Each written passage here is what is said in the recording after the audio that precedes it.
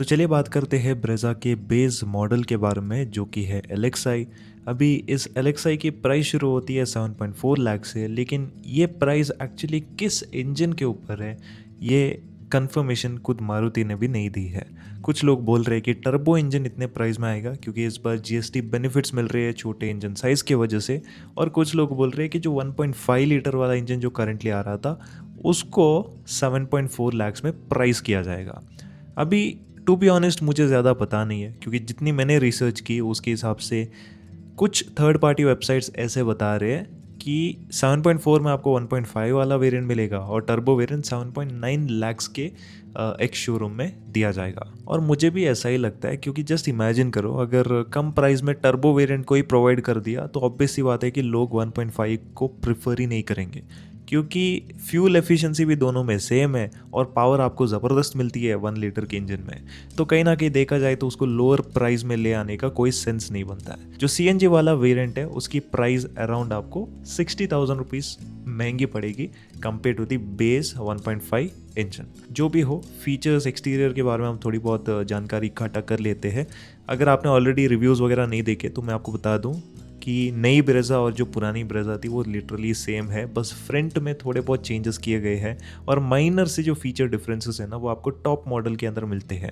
Lower variant में अगर आप देखते हो तो ज़्यादा कुछ डिफरेंस है ही नहीं। मैं आपको बताता हूँ डिफरेंसेस क्या है। एक्सटीरियर के अंदर पीछे के साइड में डिज़ाइन में कोई अंतर नहीं है, फीचर्स के अंदर भी कोई अंतर नहीं है। बेस मॉडल के अंदर ही आपको डीप फॉगर जैसे फीचर मिलेंगे, लेकिन वाइपर वॉशर ये सारी चीज़ें पीछे नहीं आती है। और ब्रेज़ा की बैजिंग, टेल गेट वो सब सेम है। जो बम्पर का डिज़ाइन है वो भी आपको सेम मिलेगा। 4 पार्किंग सेंसर्स दिए जाएंगे फॉर द सेफ्टी एंड ये पीछे का हिसाब किताब है। साइड के अंदर भी कोई डिफरेंस नहीं होने वाला है। बेस मॉडल के अंदर आपको वही स्टील रिम्स मिलेंगे और डोर हैंडल्स, ORVMs ये सारी चीज़ें आपको बॉडी कलर्ड में मिलेगी और जो इंडिकेटर की प्लेसमेंट है ना वो भी मिरर्स के अंदर ही होगी। फ्रंट में अगर आप आते हो तो हेडलैम्प्स ओल्ड मॉडल जैसे ही है, कोई भी डिफरेंस नहीं है। It's the halogen setup. Centre में जो ग्रिल है वो थोड़ी सी चेंज हो चुकी है। इस बार आपको डार्क क्रोम वाला जो डिज़ाइन है ना वो मिलेगी। जो स्किड प्लेट है वो आपको थोड़ी सी अलग डिज़ाइन मिलेगी और बाकी जो फॉग लैम्प हाउसिंग है वो चेंज हो चुका है, लेकिन इसके अंदर आपको कोई फॉग लैम्प नहीं मिलेगा, लेकिन इसको एज एन एसेसरी बाद में आप लगवा सकती हो। Front parking sensors base model के अंदर नहीं आते हैं। तो ये कुछ पूरा हिसाब किताब है एक्सटीरियर का। बाकी इंटीरियर के बारे में बात करूँ तो इंटीरियर भी सेम ही रहेगा as of the older model.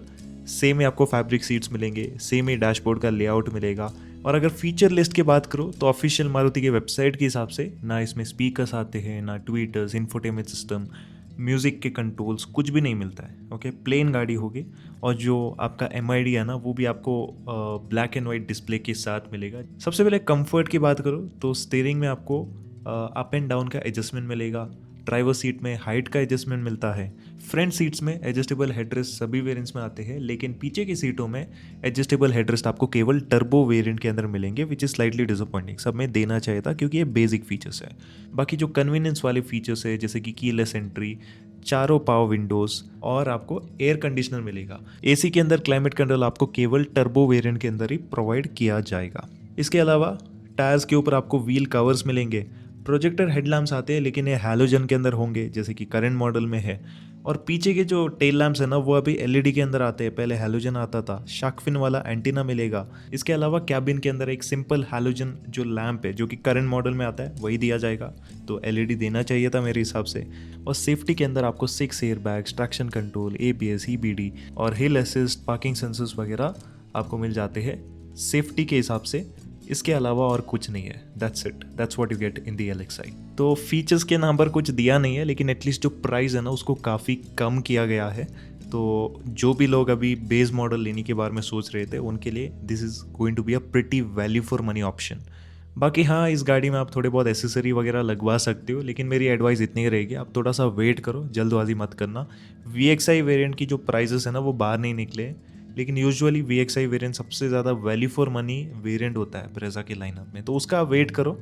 और अगर प्राइजेस अच्छे खासे रेंज में आते हैं तो उसको प्रिफर करो, क्योंकि ज़्यादातर जो ज़रूरतमंद के फीचर्स हैं ना जैसे कि इंफोटेनमेंट सिस्टम, स्पीकर्स वगैरह, वो सारी चीज़ें VXi वेरिएंट के अंदर आपको मिल जाती है। सो ये था regarding the LXi variant of Maruti Suzuki Brezza facelift.